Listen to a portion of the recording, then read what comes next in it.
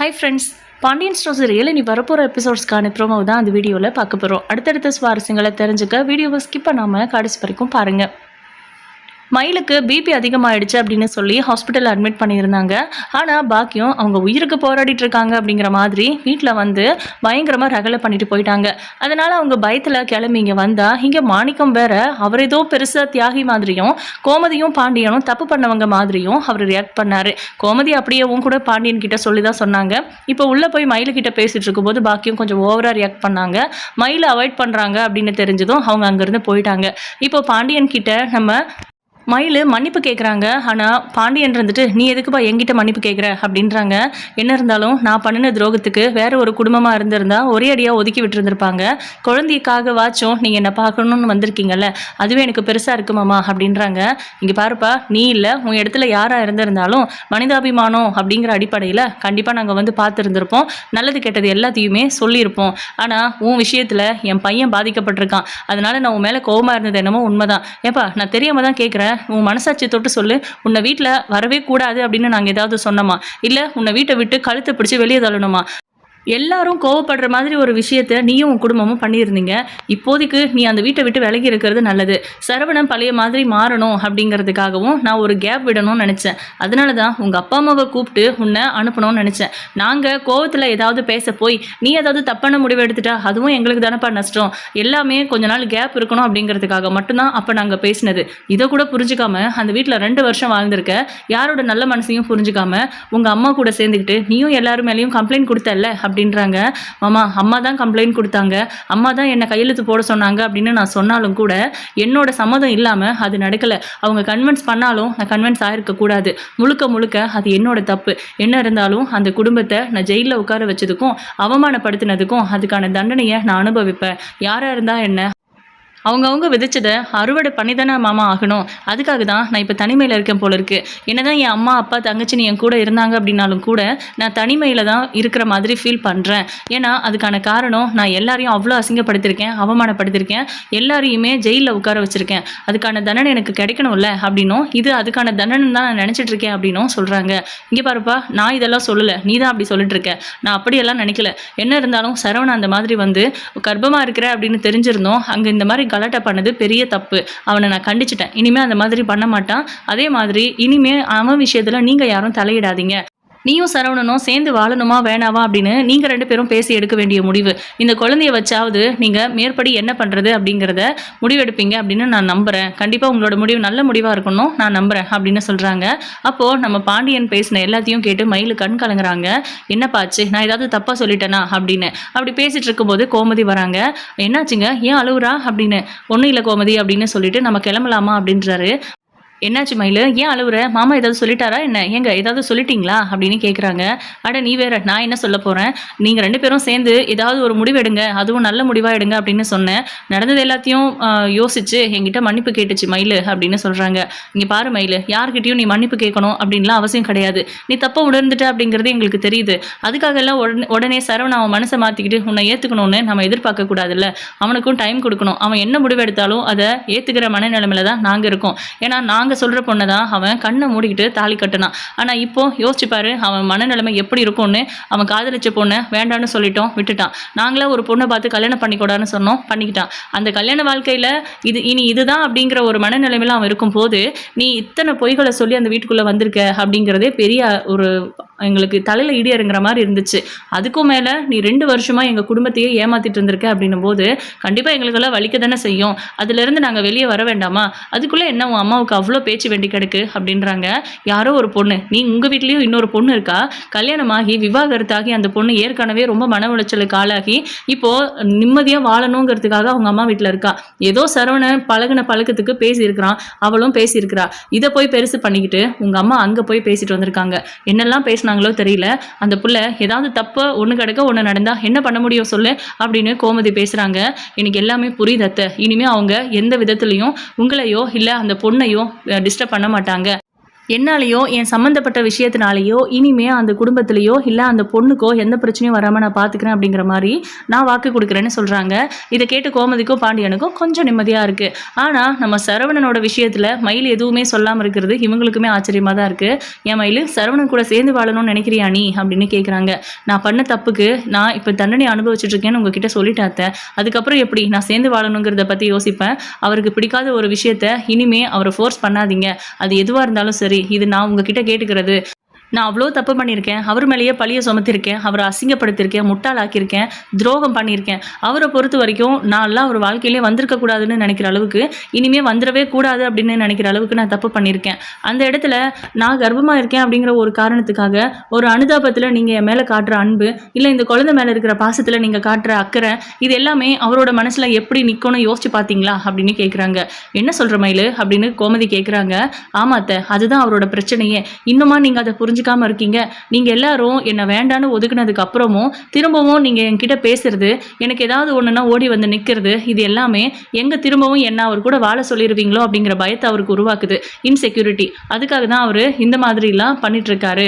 தயவு செஞ்சு அந்த மாதிரி ஒரு எண்ணத்தை அவர் மனசுல இருந்து எடுக்க வைக்கணும். அதுக்கு நீங்க தான் அவர் கூட நல்லா பேசணும். எனக்கு நீங்க சப்போர்ட் பண்றது, என்னை வந்து பாக்குறது, என் மேல காட்டுற அக்கறை, இதெல்லாம் வேண்டான்னு நான் சொல்லல. இது எல்லாத்துக்குமே உங்களுக்கு உரிமை இருக்கு. இந்த குழந்தை மேலேயும் உங்களுக்கு உரிமை இருக்கு. அதையும் நான் இல்லைன்னு சொல்லலை. ஆனால் அவருக்கு அதை எப்படி போய் புரியும், அவர் இதை எப்படி எடுத்துப்பாருங்கிறது இருக்குது. என்னை விட நீங்கள் அவருக்கு தான் இம்பார்ட்டன்ஸ் கொடுக்கணும்னு அவருக்கு இருக்கும்ல. அவர் எந்த தப்புமே பண்ணாதவர் அத்தை. நான் வேணா தப்பு பண்ணியிருக்கேன். எங்கே நீங்கள் எல்லாருமா என் பக்கம் சாஞ்சிடுவீங்களோ அப்படிங்கிற பயம் இருக்க தானே செய்யும் அவருக்கு. அந்த பயத்தை அவருக்கு போக வைங்க அத்தை அப்படின்னு சொல்கிறாங்க. மயிலு, நீ சொல்கிறதெல்லாம் எனக்கு புரியாமல் இல்லை. ஆனாலும் நான் என்ன பண்ண முடியும் சொல்லு? 2 பக்கமும் மாட்டிக்கிட்டு முழிச்சிட்ருக்கேன். அவனுக்கு ஏதாவது சொல்லி புரிய வைக்கலான்னு நினச்சாலும் நீ சொல்கிற மாதிரி தான். நாங்கள் எங்கே உன் கூட அவனை சேர்ந்து வாழ சொல்லிடுவோமோன்னு பயப்படுறான். அந்த மாதிரி நாங்கள் எதுவுமே உங்கள் விஷயத்தில் கட்டாயப்படுத்த மாட்டோம். நான் அவன்கிட்டையும் சொல்லிட்டேன், உங்ககிட்டையும் சொல்கிறேன். நீங்கள் 2 பேரும் பேசி முடிவெடுக்க வேண்டிய விஷயம் இது. குழந்தை விஷயத்தில் எங்களால் எந்த கான்ஃபர்மைஸும் பண்ண முடியாது. கண்டிப்பாக குழந்தைய நாங்கள் பார்க்க தான் செய்வோம். நீ வேற ஒருத்தனை கல்யாணம் பண்ணிட்டே போனாலும் கூட இந்த குழந்தை எங்க வீட்டு குழந்தை. அப்படி நீ கல்யாணம் பண்ணிக்கிறதா இருந்தா இந்த குழந்தைய நாங்க வாங்கிப்போம் அப்படின்னு சொல்றாங்க.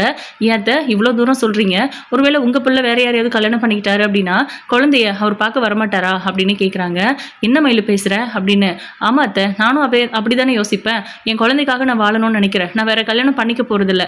ஒருவேளை அவரு யாரையாவது விருப்பப்பட்டு கல்யாணம் பண்ணிக்கிறாரு அப்படின்னா அதுக்கப்புறம் இந்த குழந்தைய பத்தி யோசிக்க கூடாது தானே? நீங்க சொல்றது படி அதுதானே நியாயம் அப்படின்னு கேட்குறாங்க. இங்கே பாரு, இதை பற்றியெல்லாம் இப்போதைக்கு பேச வேண்டாம். இந்த குழந்தை பிறக்கட்டும், அதுக்கப்புறமா நீயும் அவனும் பேசி ஒரு முடிவுக்கு வாங்க. அதுக்கப்புறம் வேணும்னா நாங்கள் எங்களோட முடிவை சொல்கிறோம் அப்படிங்கிற மாதிரி சொல்லிட்டு எங்க நம்ம போகலாம் அப்படின்னு சொல்லி அவங்க 2 பேரும் கிளம்பிடுறாங்க. மயில் கண் கலங்கிக்கிட்டு இருக்காங்க. வீட்டுக்கு போனதுக்கப்புறம் சரவணனை கடையை சாத்திட்டு வீட்டுக்கு வர சொல்கிறாங்க. அவர் வரும்போது ஃபுல்லாக ட்ரிங்க் பண்ணிட்டு வராரு. உள்ளே நுழையும் போதே அந்த ஸ்மெல்லை வச்சு அவர் குடிச்சிட்டு வந்திருக்காரு அப்படிங்கிறத இவங்க எல்லாரும் தெரிஞ்சுக்கிட்டாங்க. ஆனாலும் அவருக்கும் கொஞ்சம் ஸ்பேஸ் கொடுக்கணும். மன வருத்தத்தில் அவன் ஏதேதோ பண்ணிட்டு இருக்கான்.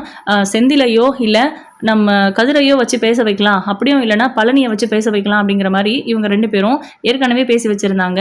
அதனால சரவணா அப்படின்னு கூப்பிடுறாங்க. அவர் ஒரு மாதிரி தடுமாறுறாரு. ஏன்னா குடிச்சிருக்கோம், அப்பாவுக்கும் அம்மாவுக்கும் கோபம் வரும் அப்படிங்கிற மாதிரி.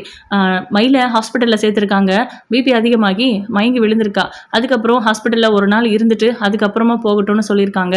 இப்போ அவள் ஹாஸ்பிட்டலில் தான் இருக்கா. நீ ஒரு 8 போய் பார்த்து பேசிட்டு வந்துடுடா அப்படின்றாங்க. நான் எதுக்குப்பா போகணும் அப்படின்னு. ஏண்டா உன் குழந்தை தாண்டா அவள் வயிற்றுல வளருது, அந்த குழந்தைக்காகவாச்சும் நீ யோசிக்க மாட்டியா அப்படின்னு கோமதி கேட்குறாங்க. சரிப்பா அப்படின்னு சொல்லிட்டு சரவணன் உள்ளே போயிடுறாரு. இப்போ அடுத்த நாள் காலையிலேயே மயிலை பார்க்கறதுக்காக ஹாஸ்பிட்டலுக்கு போகணுன்னு கிளம்புறாரு. எங்கடா கிளம்பிட்ட அப்படின்னு. மயிலை பார்த்துட்டு வர சொன்னீங்கல்லப்பா அப்படின்றாங்க. சந்தோஷம்டா, போய் பார்த்துட்டு வா அப்படின்னு சொல்கிறாங்க. அங்கே போயும் ஏதாவது பேசிட்டு இருக்காத, சண்டை போடாத, ஒழுங்காக பார்த்துட்டு உடம்பை பார்த்துக்க அப்படின்னும் நடந்ததுக்கு மன்னிப்பு கேட்டுட்டு வா அப்படின்னு சொல்கிறாங்க. ஏன்பா அவள் பண்ணதுக்கெல்லாம் மன்னிப்பு கேட்டாளா அப்படின்னு. அவெல்லாம் 1000 தடவை மன்னிப்பு கேட்டுட்டா. மன்னிக்கிற இடத்துல தான் நம்ம யாரும் இல்லை. அவங்க தப்பு பண்ணியிருக்காங்க, நமக்கு துரோகம் பண்ணியிருக்காங்க, நம்மளை கஷ்டப்படுத்தியிருக்காங்க. நான் இல்லைன்னு சொல்லலை. ஆனால் இது எல்லாமே அவங்க அம்மாவை சொல்லி சொல்லி அவளை டார்ச்சர் பண்ண வச்சுருக்காங்கடா. அதுக்காக அவள் ஒன்றும் என்னை டோட்டலாக மன்னிச்சு ஏற்றுக்கோங்க அப்படின்னு சொல்ல வரல. ஆனால் இந்த மாதிரி சுச்சுவேஷனை உருவாக்குனது நீ தானே. அவள் கர்ப்பமாக இருக்கான்னு தெரிஞ்சிருந்தோம் அங்கே போய் இவ்வளோ கலட்டாக பண்ணிட்டு வந்திருக்க. உன்னால் மட்டும்தான் அவள் டென்ஷன் ஆகி பிபி ஆயிருக்கு. அதுக்காக வச்சு நீ போய் பார்த்து 2 வார்த்தை பேசிட்டு வந்துரு அப்படின்றாங்க. சரிங்கப்பா அப்படின்னு சொல்லிட்டு சரவணன் போகிறாரு. ஹாஸ்பிட்டலுக்கு போகும்போது மயில டக்குன்னு எந்திரிச்சு உட்காடுறாங்க. சரவணனை பார்த்த உடனே என்ன 2 பேரும் சேர்ந்துருவாங்களோ அப்படிங்கிற மாதிரி நம்ம பாக்கியத்துக்கும் மாணிக்கத்துக்கும் அவ்வளோ சந்தோஷமா இருக்கு. வெளியவே வெயிட் பண்ணிட்டு இருக்காங்க. என்ன பேசுறாங்கன்னு நான் போய் பார்க்குறேன் அப்படின்றாங்க நம்ம பாக்கியம். இல்லை நீ போனாவே மாப்பிள்ளை கோவப்படுவார், அவங்க பேசிக்க மாட்டாங்க, அதனால நீ இங்கேயே இரு, அவங்க 2 பேரும் பேசிட்டோம், போனதுக்கப்புறம் வேணும்னா நம்ம மயிலுக்கிட்ட கேட்டு தெரிஞ்சுக்கலாம் அப்படின்றாரு மாணிக்கம். இந்த மாதிரி முதல்ல இருந்தே விலகி நின்று இருந்தாங்க அவங்க 2 பேர் பிரச்சனை இல்லை நம்ம பாக்கியம் அப்படின்னா கண்டிப்பாக இந்த பிரச்சனை இவ்வளோ தூரம் வந்திருக்காது. மயிலு சரவணன் 2 பேருமே அவங்க பிரச்சனையை பேசி தீர்த்துட்டு இருந்திருப்பாங்க. மயிலை உண்மையை சொல்ல விட்டுருந்தாலே இவ்வளோ தூரம் வந்திருக்காது. எல்லாமே தப்பாக சொல்லி கொடுத்தாங்க. ஆரம்பத்துல இருந்தே மயில் அந்த வீட்டில் தனியாக தெரியணும், எல்லாரையும் கைக்குள்ளே போட்டுக்கணும், எல்லாருமே உன் பேச்சை கேட்கணும், நீ அந்த மூத்த மருமக அந்த வீட்டுக்கு அப்படிங்கிறதுனால எல்லாரையும் ஆட்டி படிக்கணும், அப்படியும் இல்லையா நீ தடி கொடுத்தனும் உன் புருஷனை கூட்டிகிட்டு வந்துரு, அந்த கடையை உன் புருஷனுக்கு கொடுக்க சொல்லு, சொத்தை உன் புருஷனுக்கு எழுதி வைக்க சொல்லு, உன் புருஷன் மட்டும் தானே அவங்க அப்பா பேச்சை கேட்டு அவங்க அப்பா சொன்ன பொண்ணை கல்யாணம் பண்ணிக்கிட்டது அப்படின்னு என்னென்னமோ சொல்லிவிட்டாங்க. அது எல்லாத்துக்குமே மயில் தலையாட்டினாங்க. அந்தந்த இடத்துல விட்டு போடுவாங்க. அவங்களுக்கு சாமர்த்தியம் பத்தலை அப்படிங்கிறதுனால மாட்டிக்குவாங்க, அசிங்கப்படுவாங்க சரவணன் கிட்ட. ஆரம்பத்தில் கொஞ்ச நாள் அவங்க 2 பேரும் சந்தோஷமா இருந்தாங்க. அதுக்கப்புறம் சின்ன சின்ன விஷயத்துல கூட மயிலுக்கு பெருசா சரவணன் இம்பார்ட்டன்ஸ் கொடுக்காமையே போயிட்டாரு. இதுக்கு எல்லாத்துக்கும் கூட காரணம் நம்ம பாக்கியம் தான் மயில் விஷயத்தில். ஆனால் அந்த வீட்டோட பழக்கம் என்ன அப்படின்னா எப்போவுமே அதிகமாக காசு செலவு பண்ண மாட்டாங்க, அனாவசிய செலவுகளை டோட்டலாகவே தவிர்ப்பாங்க. இந்த மாதிரி இருந்ததுனால மயில் ஆசைப்பட்டால் கூட கொஞ்சம் பூ வாங்கிட்டு வந்து சரவணன் கொடுத்ததில்லை. அப்படி வாங்கிட்டு வந்து கொடுத்தாலும் ஆரம்பத்தில் தலையில் வச்சு விடுவார். அதுக்கப்புறம் அதெல்லாம் அப்படி டோட்டலாக மறந்துருச்சு. கல்யாண வாழ்க்கை மொத்தமே 30 நாள் தான் அப்படிங்கிற மாதிரி தான் அவங்க வாழ்க்கை இருந்துச்சு. அவங்கள கண்டுக்காமே விட்டுட்டாங்க. இதெல்லாம் கூட மயிலுக்கு கஷ்டம்தான். இது வரைக்கும் அவங்க அம்மா கிட்ட சொல்லியிருக்காங்க, அந்த வீட்டில் யாருக்கிட்டையுமே ஷேர் பண்ணது கிடையாது. இப்போது சரவணன் மயில் 2 பேரும் ஒருத்தர் பார்த்துக்கும் போது ஹாஸ்பிட்டலில் அவங்க ஃபஸ்ட்டு மீட்லேருந்து இப்போ வரைக்கும் நடந்த எல்லாத்தையும் யோசி பார்த்துட்டு சரவணன் கொஞ்சம் கடுப்பாகிறாரு. ஆனால் அப்பா சொன்னது ஞாபகம் வந்ததுமே எப்படி இருக்க, நல்லா இருக்கியா அப்படின்னு கேட்குறாரு. அப்படின்னு தலையை மட்டும் ஆட்டுறாங்க. ஒன்றும் பிரச்சனை இல்லைல்ல, டாக்டர் என்ன சொன்னாங்க அப்படின்னு. ஒன்றும் இல்லை, இன்றைக்கி டிஸ்சார்ஜ் பண்ணிடுறதா சொல்லியிருக்காங்க அப்படின்றாங்க. குழந்தைய பற்றி எதுவும் சொன்னாங்களா அப்படின்னு. குழந்தை நல்லா இருக்குது அப்படின்னு சொல்கிறாங்க மயில். அப்போ நான் கிளம்புறேன் அப்படின்றாங்க. ஒரு நிமிஷம் அப்படின்னு மயில் கூப்பிடுறாங்க. சொல்லு அப்படின்றாரு. நான் உங்ககிட்ட கொஞ்சம் பேசலாமா அப்படின்றாங்க. ஓகே அப்படின்ட்டு. ஆனால் இங்கே வேணாம், வெளியே அம்மாவும் அப்பாவும் இருக்காங்க, நான் வெளியில் மீட் பண்ணி பேசுகிறேன் அப்படின்னு. அதுக்கெல்லாம் எனக்கு டைம் இல்லை, எதுவாக இருந்தாலும் இங்கேயே சொல்லு அப்படின்றாங்க.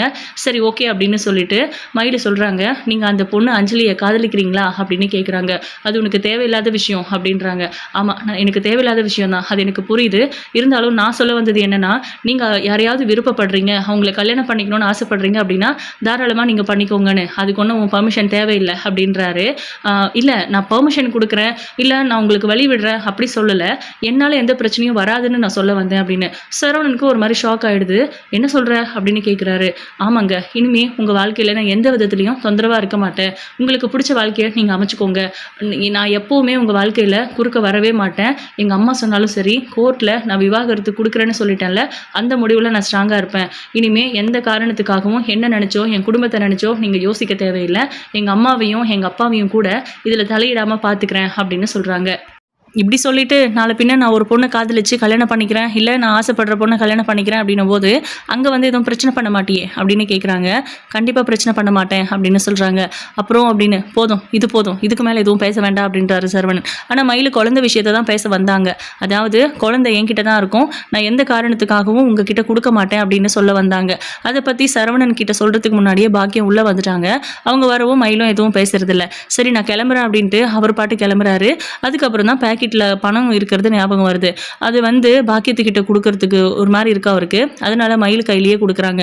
இதை அப்பா உங்ககிட்ட கொடுக்க சொன்னார் அப்படின்றாங்க. எதுக்கு அப்படின்னு.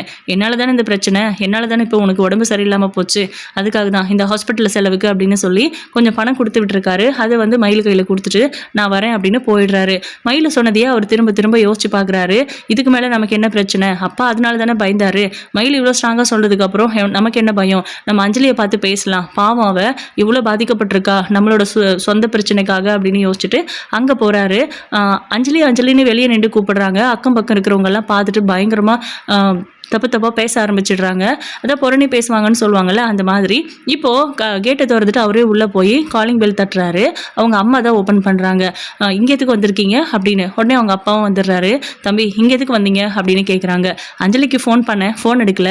நேற்றுலேருந்து நான் கால் ட்ரை பண்ணிட்டுருக்கேன், மெசேஜ் பண்ணாலும் ரிப்ளை பண்ணலை, அதான் ஒரு வாட்டி பார்த்துட்டு போகலான்னு வந்தேன் அப்படின்றாங்க. அவள் நல்லா தான் இருக்கா, அவளுக்கு எந்த பிரச்சனையும் இல்லை, நீங்கள் கிளம்புங்க அப்படின்றாங்க. இல்லை நான் அஞ்சலியை பார்த்து ஒரு வார்த்தை பேசிட்டு போயிடுறேன் அப்படின்றாங்க. இல்லை முடியாது, அவள் கூட நீங்கள் பேச முடியாது, நீங்கள் கிளம்புங்க. அக்கம் பக்கம் பார்க்குறவங்களாம் தப்பாக பேசுவாங்க எங்கள் குடும்பத்தை. அவள் விவாகரத்தாகி வீட்டில் வந்து உட்காந்துட்டு இருக்கா, அவளுக்கு கொஞ்சமாவது நிம்மதியை கொடுங்க, தயவு செஞ்சு உங்கள் பிரச்சனையை அவள் தலையில் வைக்காதீங்க அப்படின்றாங்க. நான் அஞ்சலியை பார்த்துட்டு தான் போவேன், பேசிட்டு தான் போவேன் அப்படின்னு சொல்லி ஸ்ட்ராங்காக பேசுகிறாங்க. அதுக்கு நம்ம அஞ்சலியோட அப்பாவுக்கு கோவம் வந்துட்டு, இங்கே பாருங்கள், நீங்கள் என்ன பேசுகிறதா இருந்தாலும் என்கிட்ட பேசுங்க அப்படின்றாங்க. நான் அஞ்சலியை கல்யாணம் பண்ணிக்கிறதா முடிவு பண்ணியிருக்கேன், இதை பற்றி நான் எங்கள் வீட்டில் பேச போகிறேன் அப்படின்றாரு. உடனே அஞ்சலிக்கு இது காது கேட்டு வெளியே வராங்க. வெளியே வரும்போது, அஞ்சலி நான் உன்னை கல்யாணம் பண்ணிக்கிறேன், நீ ஒன்றும் கவலைப்படாத, இந்த ஊரில் இருக்கிறவங்க எல்லாரும் பேசினது இல்லை நாக்குறேன், நீயும் நானும் கல்யாணம் பண்ணிக்கிட்டு சந்தோஷமாக வாழலாம், சீக்கிரமாகவே நான் என் வீட்டில் பேசுகிறேன் அப்படின்ற மாதிரி சொல்கிறாங்க. எதுக்குப்பா, மிச்சம் மீதி இருக்கிற மானத்தையும் வாங்குறதுக்கா அப்படின்னு. அப்பா அப்படின்றாங்க அஞ்சலி. நீ சும்மா இரு அப்படின்னு சொல்லி கத்திடுறாரு. இங்கே பாரு தம்பி, எதுவாக இருந்தாலும் நாளைக்கு நானும் என் பொண்ணும் உங்கள் வீட்டுக்கு வரோம், அப்போ பேசிக்கலாம், இப்போ நீங்கள் கிளம்பலாம் அப்படின்னு சொல்கிறாங்க. இல்லை சார், ஒரு நிமிஷம் நான் உங்ககிட்ட பேசிட்டு போயிடுறேன் அப்படின்னு. நீங்கள் எதுவும் பேச வேண்டாம், நானும் என் பொண்ணு உங்கள் வீட்டில் வந்து பேசுகிறோம், அதுக்கப்புறம் எதுவாக இருந்தாலும் பார்த்துக்கலாம், நீங்கள் கிளம்புங்க அப்படின்னு தள்ளி விட்டுடுறாங்க. அதுக்கப்புறம் அவங்க போகிறாங்களோ இல்லையோ கதவை அடிச்சிடுறாங்க. சரவணனுக்கு ஒரு மாதிரியா இருக்குது. அப்பா சரவணன் ஏதோ சொல்ல வந்தான் அப்படின்னு. என்ன அவனை கல்யாணம் பண்ணிக்கலாம்னு முடிவு பண்ணிட்டியா? அவனை கல்யாணம் பண்ணால் அந்த பொண்ணோட அம்மா விட்டுருவாங்கன்னு நினச்சிட்டு இருக்கியா? அந்த பொண்ணு வேணும்னா விலகணும்னு நினைக்கலாம், ஆனால் அந்த பொண்ணோட அம்மா வந்து பேசினதை பார்த்தல, இந்த வாழ்க்கை உனக்கு வேணாம் அஞ்சலி. என்னடா நம்ம வாழ்க்கை ஏற்கனவே கேள்விக்குறியா இருக்கு, அப்பா இப்படி சொல்றாருன்னு நினைக்காத.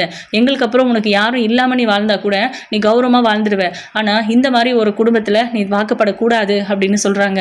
நாளைக்கு எதுக்குப்பா அங்கே போகிறோம் அப்படின்னு கேட்குறாங்க. அதை நான் நாளைக்கு சொல்கிறேன் அப்படின்னு சொல்லிடுறாரு. அடுத்த நாள் பார்த்தீங்கன்னா சரவணன் வந்து வீட்டில் இதை சொல்லலாமா வேணாவான்னு யோசிச்சுட்டு இருக்காங்க. அவங்க வராங்க அப்படின்னு சொன்னதுனால ஒருவேளை சம்மந்தம் பேசுவாங்களோ, ஒருவேளை மயிலால் எந்த பிரச்சனையும் வராதுங்கிறதுனால வீட்டில் இருக்கிறவங்க கிட்ட பேசிட்டு அப்புறம் ஒரு முடிவுக்கு வருவாங்களோ அப்படிங்கிற மாதிரி அவர் யோசிச்சுட்டு இருக்காரு. இந்த பக்கம் அஞ்சலி அவங்க அப்பா 2 பேருமே வீட்டுக்கு வரும்போது பாண்டியன் பார்த்துட்டு அடடே வாங்க அப்படின்னு கூப்பிடுறாங்க. என்ன விஷயம், திடுதிப்பிடு வீட்டு தேடி வந்திருக்கீங்க அப்படின்னு கேட்குறாங்க. உங்கள் பையன்கிட்டையும் உங்ககிட்டயும் ஒரு முக்கியமான விஷயத்தை பற்றி பேசணும் அப்படின்றாங்க. தாராளமாக பேசுங்க, என்ன விஷயம் அப்படின்னு. தம்பி இங்கே வாங்க அப்படின்னு சரவணனை கூப்பிடுறாங்க. இங்கே பாருங்கள், எங்கள் பொண்ணு பின்னாடி நீங்கள் இனிமேல் சுற்றக்கூடாது, அப்படி நீங்கள் மேற்படி அவள் பின்னாடி சுற்றுறது, அவளுக்கு ஃபோன் பண்ணுறது, மெசேஜ் பண்ணுறது, இதெல்லாம் பண்ணிங்கன்னா கண்டிப்பாக நான் போலீஸில் சொல்லிடுவேன் அப்படின்றாங்க. என்ன பேசுகிறீங்க நீங்கள் அப்படின்னு. சரவணா சும்மாரு அப்படின்னு சொல்கிறாரு பாண்டியன். ஏங்க திடீர்னு இப்படி பேசுகிறீங்க? நடந்ததுக்கெல்லாம் நான் மன்னிப்பு கேட்டுட்டேன், இனிமேல் அந்த மாதிரி நடக்காதுன்னு சொல்லிட்டேன். மயிலு சரவணனோட வாழ்க்கையில் என்ன நடக்கும் அப்படிங்கிறது எங்களுக்கு தெரியல, ஆனால் சரவணனுக்கு அஞ்சலியை பிடிச்சிருக்கு, விவாகரத்து கிடைக்கட்டும், அதுக்கப்புறம் வேணும்னா நம்ம இதை பற்றி பேசலாம், அது வரைக்கும் இதை பற்றி பேச வேண்டாம்னு நினச்சோம் அப்படின்றாங்க. எதை பற்றியும் எப்போவுமே பேச வேண்டாம், உங்களுக்கும் எங்களுக்கும் எந்த சம்மந்தமும் வேண்டாம், இந்த குடும்பத்தில் எங்கள் பொண்ணை கொடுக்கறதுக்கு எங்களுக்கு விருப்பம் இல்லை, நீங்கள் அந்த மாதிரி ஒரு சம்மந்தியை தேடி பிடிச்சிருக்கீங்க அப்படின்னா நீங்கள் எப்படிப்பட்டவங்க அப்படின்றத என்னால் யோசிச்சு புரிஞ்சுக்க முடியுது அப்படின்னு. இங்கே பாருங்கள், எங்கள் அப்பாவை பற்றி அந்த மாதிரிலாம் பேசாதீங்க, நீங்கள் நினைக்கிற மாதிரி இல்லை, போயும் அந்த குடும்பத்தோட கம்பேர் பண்ணி எங்கள் அப்பாவை பேசுகிறீங்களா அப்படின்னு சரவணன் கேட்குறாரு. பார்த்தீங்கல்ல ரவுடி மாதிரி ஏறிட்டு வரான் அப்படின்னு. அவங்க அப்பாவை பற்றி சொன்னால் அவனுக்கு கோபம் வராதா அப்படின்றாங்க கோமதி. குடும்பமே ரவுடி குடும்பமாக இருக்கும் போல இருக்குது அப்படின்னு சொல்லிட்டு. இப்போது நம்ம சரவணன் வந்து கத்துறாரு, அவர்கிட்ட கத்தவும் 2 பேருக்கும் சண்டை வந்துடுது. ஒரு வழியாக நம்ம சரவணன் வந்து அவங்க அப்பாவை, அஞ்சலியோட அப்பாவை தள்ளி விடுறாங்க. அஞ்சலி கெட்டியமாக பிடிச்சிக்கிறாங்க. சரவணா அப்படின்னு சொல்லி கத்துறாங்க. பின்ன என்ன, எங்க அப்பாவை பத்தி பேசினா எனக்கு கோவம் வராதா அப்படின்னு. உங்க அப்பாவை பத்தி பேசினதுக்கே உனக்கு கோவம் வருது, எங்க அப்பாவை பிடிச்சி தள்ளி விடுற அப்படின்னு கேட்குறாங்க. 2 பேருக்கும் ஒரு மாதிரி முரண்பாடு ஆயிடுச்சு. இப்போ சரவணன் இருந்துட்டு, இங்க பாரு அஞ்சலி, நடக்கிறதெல்லாம் பெருசா எடுத்துக்காத, இந்த விவாகரத்து முடிஞ்சதுக்கு அப்புறம் நம்ம இந்த கல்யாண பேச்சை பேசலாம் அப்படின்னு. வேண்டாம் சரவணா, எங்க அப்பா சொல்றதுதான் எனக்கு எப்பவுமே வேதம், அவர் சொல்லி தான் நான் ஒரு கல்யாணத்தை பண்ணிக்கிட்டேன், அது ஃபெயிலியர் தான், நான் இல்லைன்னு சொல்லலை, ஆனா நான் திரும்ப வரும்போது என்னை தாங்கி பிடிக்க எங்க அப்பாவும் அம்மாவும் இருந்தாங்க, ஆனா உன்னை நான் வேணாம், அதாவது எங்க அப்பாவோட விருப்பம் இல்லாம நான் உன்னை கல்யாணம் பண்ணிக்கிட்டேன் அப்படின்னா நாளை பின்ன இதில் ஏதாவது ஒரு பிரச்சனை வந்து நான் ஒதுங்கி நிற்கும் போது அன்னைக்கு எங்கள் அப்பாவும் அம்மாவும் என்னை தாங்கி பிடிக்கிறதுக்காக இருக்க மாட்டாங்க. அதனால தான் சொல்கிறேன், எனக்கு எப்போவுமே எங்கள் அப்பா அம்மா தான் நிரந்தரம். நீ நினச்சா நான் வேணும்னு சொல்லுவேன், அப்புறம் வேண்டான்னு சொல்லுவேன், உன்னை நம்பி எல்லாம் என்னால் உன் கூட வர முடியாது அப்படின்னு சொல்லிட்டு அஞ்சலி அவங்க அப்பாவை கூட்டிகிட்டு போயிடுறாங்க. ஆனால் சரவணனுமே அப்படிதான் ஆரம்பத்திலேயே அவங்க வீட்டில் இருக்கிறவங்க அஞ்சலியை வேண்டான்னு சொன்னதுனால டோட்டலாகவே அஞ்சலியை வேண்டான்னு ஒதுக்கி விட்டுட்டாங்க. அதுக்கப்புறம் அவங்க ஒரு பொண்ணை காமிச்சு கல்யாணம் பண்ணிக்க சொன்னாங்க. அந்த பொண்ணையும் இவர் கல்யாணம் பண்ணிக்கிட்டாரு. அதில் எவ்வளோ பெரிய பிரச்சனை வந்திருந்தாலும் கூட இப்போ அவ கூட வாழவே மாட்டேன் அப்படின்னு சொல்கிறாரு. இப்போ தான் ஒரு ஃபர்ஸ்ட் டைம் அவர் வாழ்க்கையிலேயே ஸ்ட்ராங்காக எடுத்த முடிவு அப்படின்னு சொல்லலாம் மயிலை வேண்டான்னு சொல்கிறது. ஆனாலும் குழந்தை பிறந்ததுக்கப்புறம் அவர் என்ன முடிவு எடுப்பாருன்னு தெரியல.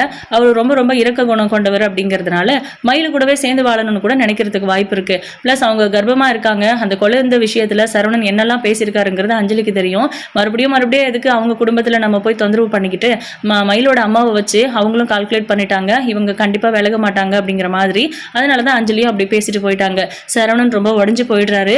இதுக்கப்புறம் என்ன நடக்க போகுது, மயிலோட குழந்தை விஷயத்துல சரவணன் என்ன முடிவு எடுக்க போறாரு அப்படிங்கறதெல்லாம் வெயிட் பண்ணி பார்க்கலாம். உங்களோட கருத்துக்களை கமெண்ட் பண்ணுங்க. இந்த வீடியோ உங்களுக்கு பிடிச்சிருந்தா லைக் பண்ணுங்க, ஷேர் பண்ணுங்க. தேங்க்யூ.